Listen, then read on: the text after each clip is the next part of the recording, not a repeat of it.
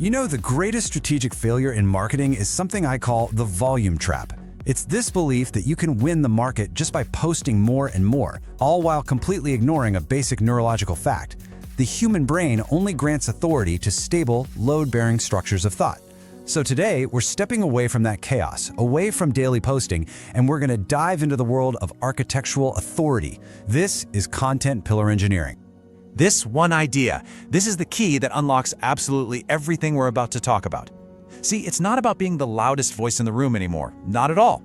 It's about being the most coherent, the most structured, and the most reliable. Your brain, my brain, everyone's brain is a filtering machine. It's literally hardwired to seek out stability in this ocean of noise, and that's the principle we are going to engineer around. All right, so to build this new foundation, here's our roadmap. First, we're going to diagnose the core problem, the great volume trap. Then we'll dig into its roots and uncover the crisis of digital noise. After that, I'll show you the architectural solution, engineering indestructible pillars. Then we'll get into the fun stuff, the cognitive science that makes it all work in the psychology of authority. And finally, I'll hand you the keys so you can apply it all in architecting your market. So, let's start with that trap.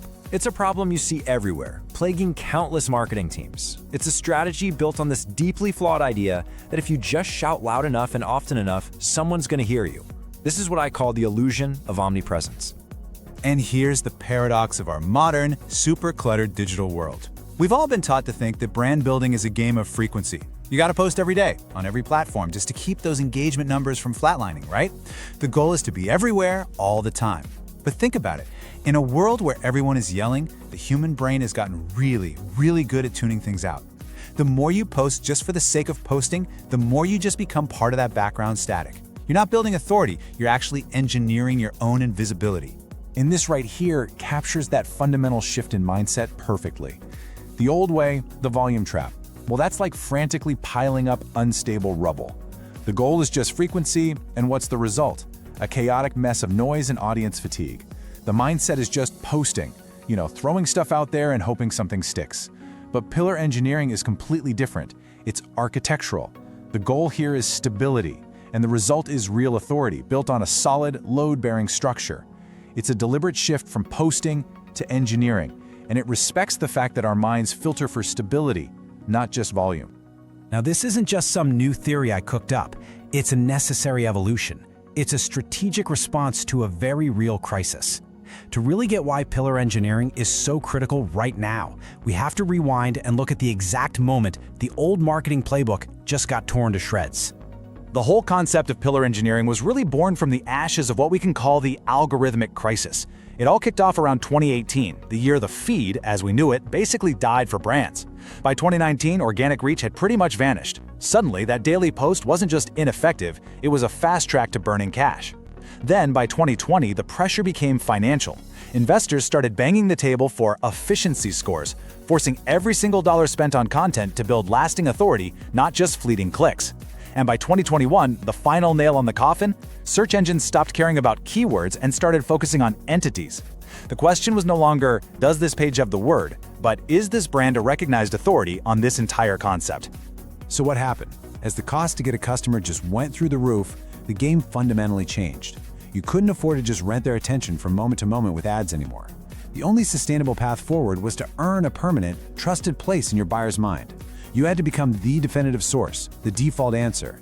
And that strategic imperative is what turned pillar engineering from a clever tactic into an essential discipline for survival. Okay, so we've set the stage. We know the problem, we know the context. Now let's get into the good stuff, the solution. How do you actually build this stable, load-bearing structure of thought that the human brain is just dying for? This is the architecture of authority. It all starts with the thesis pillar. This is your line in the sand. It's your provocative point of view. It's not just another blog post, it's your new worldview. Your thesis pillar has to directly confront the old, broken way of doing things and boldly declare that there is a better path. This is your why. Why the current approach is failing, why the market is stuck, and why your perspective is the only logical way forward. This pillar is engineered to create a powerful moment of dissatisfaction with the status quo. So once you've established that why with your thesis, you have to immediately follow it up with the how. And that's the blueprint pillar. This is your definitive high-utility guide. This is where you give away the secrets. It provides the actionable steps, the frameworks, the raw utility that lets someone solve the very problem you just identified in the thesis. Your blueprint pillar builds trust through pure generosity and competence. It proves you don't just have an opinion, you actually have a solution. And the final piece of this architecture is the proof pillar. You've presented a new worldview, you've offered a solution, now you have to validate it. This pillar is where you assemble all the undeniable evidence, the hard data, the compelling case studies, the powerful customer stories. It's the collection of results that proves your thesis is correct and your blueprint actually works. This pillar is what overcomes skepticism and builds that deep, lasting trust. And here is where the magic happens. The three pillars lock together to form a self-reinforcing system called the Categorical Anchor Loop. So, a user might find you through a practical how-to guide, your blueprint. The system then recognizes they have what we call solution intent, and it serves them your thesis to really secure their loyalty by explaining the bigger why. Now here's the key. Every small piece of content you create, a social post, a short video, whatever, is atomized. That just means it's a small piece broken off from one of these core pillars, and it's designed to point right back to them. The result? The user's entire understanding of your niche starts to orbit your brand. You are no longer just a voice. You become the center of gravity. Now that we get the mechanism, the next question is, why is this so incredibly effective?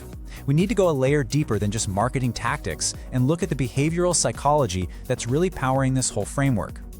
So let's just ask it directly. Why does our brain instinctively grant authority to this kind of stable, coherent structure over all the chaotic noise of daily content? Well, it turns out there are two incredibly powerful cognitive principles at play. The first one is a cognitive shortcut called the availability heuristic.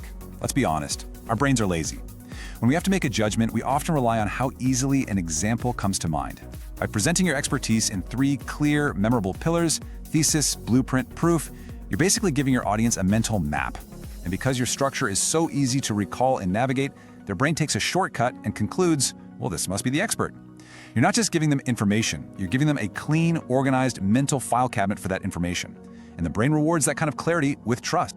The second driver is something called cognitive dissonance. This is that mental discomfort you feel when you hold two conflicting beliefs at the same time. Your thesis pillar is engineered to create this. By challenging the status quo, you create a psychological itch in the buyer's mind. They suddenly realize their current beliefs or methods are flawed. That discomfort creates this powerful need for a resolution. And what provides that sweet relief? Your blueprint pillar. It offers the solution that resolves the dissonance. Now, this isn't manipulation, it's just understanding the fundamental human need for order and coherence, and it neurologically drives them deeper into your ecosystem.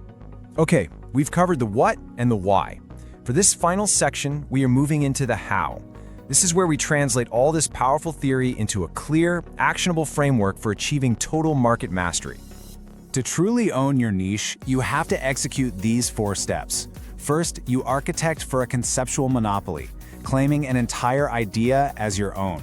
Second, you engineer high-utility blueprints that deliver undeniable value. Third, you automate the cross-pollination between your pillars, creating a totally seamless user journey. And finally, you shift how you measure success, tracking sentiment, not just volume. Let's break down each one. First up, conceptual monopoly. Think of HubSpot. They didn't just sell software. They built a pillar around and ultimately owned the entire concept of inbound marketing. Your job is to find those big ideas your competitors are too timid to claim.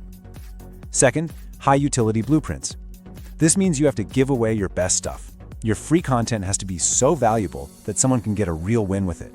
If they succeed with your free advice, they'll trust you enough to buy your paid solution. Third, cross-pollination. This is a bit technical, but it's critical. You have to make sure no user ever hits a dead end. Every post, every video, every tweet has to be an intelligent doorway that leads them deeper into your core pillar architecture. And finally, sentiment over volume. Stop counting likes, start listening. Are people in your market using your language, your thesis to describe their problems? When they do, that is the ultimate sign of authority. So here's the bottom line. Mastery isn't just being a player in the market. Mastery is when your brand's way of thinking becomes the fundamental structure of the market itself.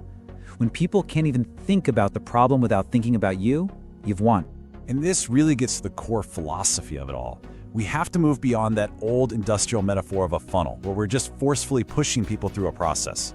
Pillar engineering is about creating such an immense gravitational pull of value, of clarity, of authority, that the market is just naturally drawn towards you. It's a pull, not a push. And in the end, this is the ultimate takeaway.